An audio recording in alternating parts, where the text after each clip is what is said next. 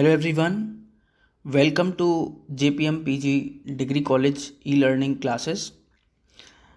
Today I'm going to discuss over the subject bookkeeping and basic accounting, and topic is journal entry example, right? Before starting journal entry example, right, I just want to remind you about the rules for debit and credit, right? अपने lecture को start करने से पहले मैं आप लोगों के सामने रूल्स एक बार दोबारा रिपीट करना चाहता हूं, जिससे आपको जनरल एंट्री बहुत इजीली क्लियरली समझ में आ जाए, राइट। पर्सनल अकाउंट के लिए जो रूल होता है वो debit the receiver credit the giver होता है, यानी कि जो रिसीव कर रहा होगा वो अकाउंट हमेशा डेबिट होगा, राइट, और जो देने वाला होगा वो अकाउंट हमेशा क्रेडिट होगा, राइट। ये पर्सनल अकाउंट के लिए रूल था, राइट। अब बात कर लेते हैं रियल अकाउंट के रूल के लिए।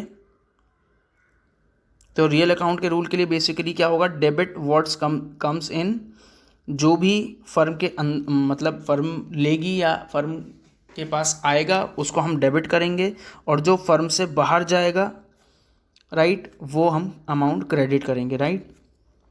और नॉमिनल अकाउंट के लिए बेसिकली जो फॉर्मूला है, जो रूल है बेसिकली वो आपका है debit all expenses and losses, यानी कि जितने भी खर्चे होंगे फर्म के लिए, जितने भी लॉसेस होंगे उस अमाउंट को हम डेबिट करेंगे, और जितने भी इनकम होंगी या जितने भी गेन होंगे हमारे लिए वो हमारे अमाउंट क्रेडिट होंगे, राइट। तो इन्हीं रूल्स के बेसिस पे ही आप जो है जर्नल एंट्री अब करने वाले हैं, right. Just take an example, enter the following transactions in the journal of Manohar Lal and sons. यहाँ पर मनोहर लाल एंड सन्स के लिए आपने जर्नल अकाउंट मेंटेन करना है, राइट। तो सबसे पहले आप ये समझ लीजिए, आप जो जर्नल अकाउंट बनाते हो, राइट, उसमें आप पहले कॉलम में डेट मेंशन करते हो, राइट, दूसरे कॉलम में पर्टिकुलर्स लिखते हो, यानी कि जो ट्रांजैक्शन किस फेवर में हुआ है, यानी कि ट्रांजैक्शन का नेचर क्या है वो लिखा जाता है, राइट। और थर्ड कॉलम आपका आ जाता है LF, इसकी जो फुल फॉर्म है वो होता है ledger folio, right, ledger folio, right. Next amount आएगा डेबिट अमाउंट, नेक्स्ट कॉलम में जो आपका अमाउंट आएगा वो क्रेडिट अमाउंट आएगा, राइट। दैट मीन्स ये जो ऊपर आप फॉर्मेट देख रहे हैं ये फॉर्मेट आपका जर्नल का फॉर्मेट है, राइट। अब बात कर लेते हैं जो डेट वाला सेगमेंट यहाँ दिया हुआ है, तो सबसे पहले ईयर यहाँ पे आपने मेंशन कर लिया, देन आप स्टार्ट करते हो। मार्च 1 में क्या एंट्री हुई है देख लेते हैं। Manohar Lal and sons started business with cash ₹60,000। Remember this thing कि जब भी आप कोई बिजनेस स्टार्ट करते हो, राइट, तो वो आपने कैश से स्टार्ट करा है, यानी कि कैश रिसीव हुआ है, right. According to the rules personal account के बेसिस पे, या अगर मैं पर्सनल बेसिस पे देखता हूँ यानी कि फर्म के बेसिस पे भी देखूंगा, तो यहाँ पर जो डेबिट होगा वो रिसीवर होगा, यानी कि कैश रिसीव कौन कर रहा है, फर्म कर रही है, राइट। तो यहाँ पर आपका कैश अकाउंट डेबिट होगा, राइट। मार्च 1 में आपने जो एंट्री लिखी है वो कैश अकाउंट डेबिट, DR लिखा हुआ है, DR डॉट, राइट, और डेबिट अमाउंट में या लिखोगे ये अमाउंट रिमेनिंग, राइट।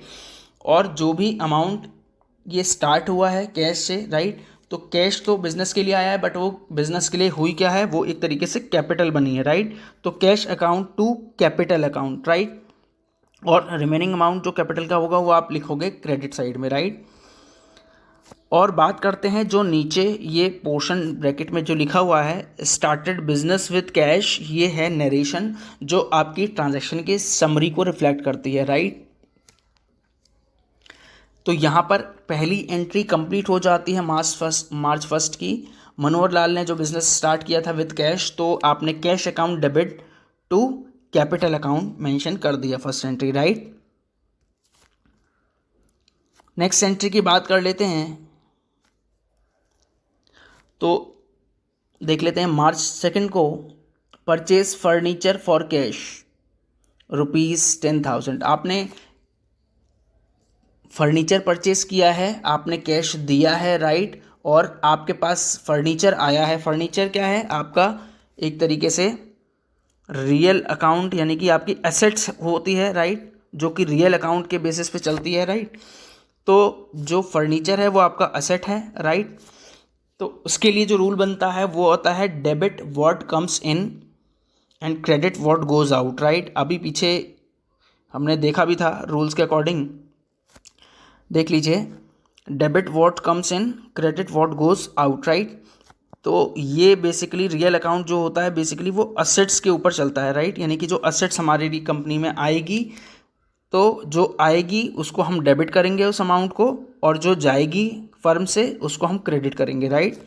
एक बार फिर से समझ लीजिए, जो असेट्स फर्म में आएगी उस अमाउंट को हम डेबिट करेंगे, और जो फर्म से जाएगी उसको हम अमाउंट को क्रेडिट करेंगे, राइट। चलिए देख लेते हैं अब।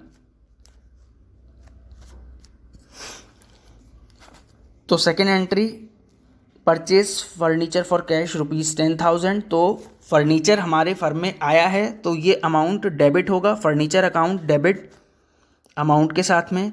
टू, कैश हमसे जा रहा है, राइट, यानी कि हमारे पास से फर्म के पास से जा रहा है, तो remaining amount will be credited with the same amount. आप सेम अमाउंट को क्रेडिट करोगे और नीचे आप नरेशन लिखोगे। एक यहाँ पर इन्होंने चीज़ें मेंशन नहीं की हुई हैं, वैसे आप कोई भी एंट्री अगर आप करते हो तो नीचे नरेशन बीइंग से स्टार्ट करते हो, right, being furniture purchase for cash, ठीक है। तो आप ये चीज़ ध्यान रखिएगा, यहाँ मेंशन नहीं की गई है लेकिन आप लोग अपने नोट्स में मेंशन करेंगे।